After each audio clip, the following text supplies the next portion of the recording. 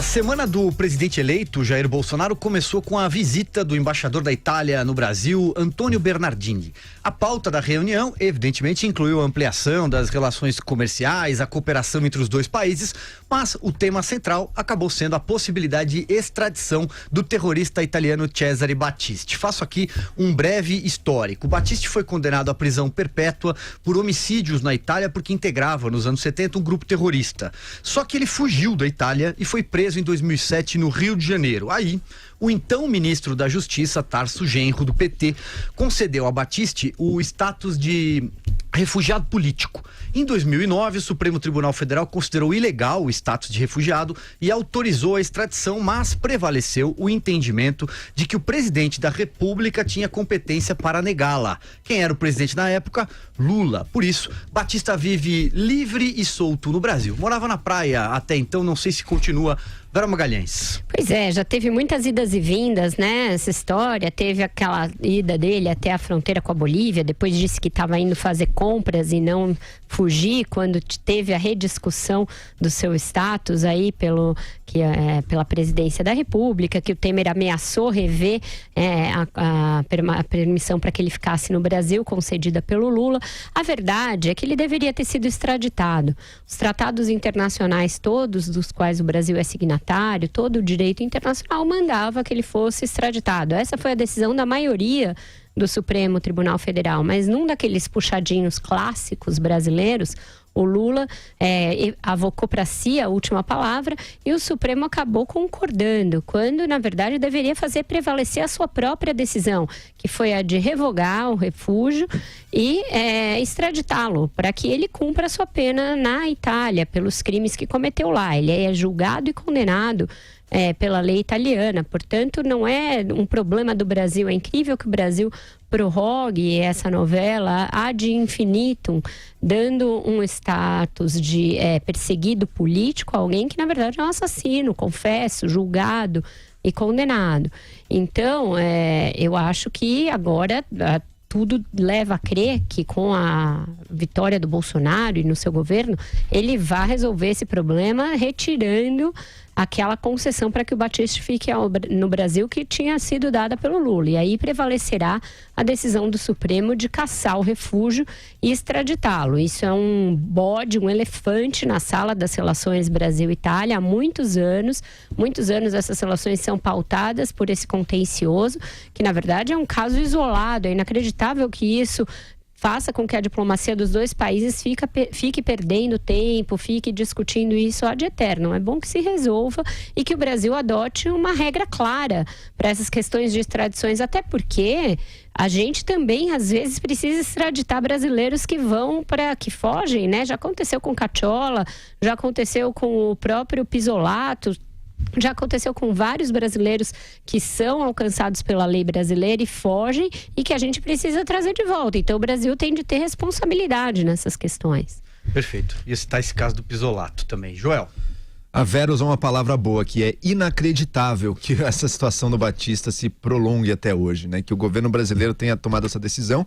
E a gente vê aqui um dos pontos em que o governo Bolsonaro vai ser muito salutar para o Brasil corrigir absurdos puramente ideológicos praticados pelos últimos governos, pelos governos Lula e governo Dilma. Então, Cesare Battisti não é um refugiado político, é um criminoso, assassino, já condenado, deveria ter sido extraditado, cria problemas nas relações internacionais brasileiras. O fato da gente resolver mantê-lo aqui por uma questão puramente ideológica de alinhamento do PT ou do Lula, o que é que seja, com forças de esquerda internacional. Outras áreas em que eu espero ver uma mudança também de postura, uso de dinheiro brasileiro, por exemplo, do BNDES, para financiar projetos apenas em aliados político-ideológicos aí, que eram do PT, Cuba, Venezuela e outros. Então, eu acho que nesses pontos a gente pode esperar, sim, melhoras claras no governo Bolsonaro, porque, olha, você teve absurdos cometidos pela esquerda.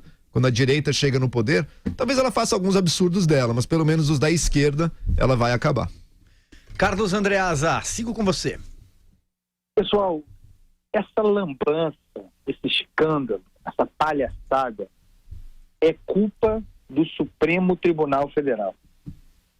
O Supremo é muito engraçado, esse nosso Supremo brasileiro, a nossa Suprema Corte. Legisla sem parar, portanto, atua além dos limites do seu poder, avançando sobre o espaço do legislativo, algo que batemos fortemente aqui. No entanto, quando a matéria é eminentemente judiciária, o Supremo falha, como falhou nesse caso e falha frequentemente. Essa decisão cabia ao Supremo Tribunal Federal. Houve a sessão plenária de 2009, exclusivamente cabível ao Supremo Tribunal Federal, e a nossa Corte tomou uma decisão esdrúxula, que dizia mais ou menos o seguinte: o Cesare Battisti pode ser extraditado, nós autorizamos a extradição dele, é legalmente aceitável fazê-lo, mas a última palavra caberá ao presidente da República.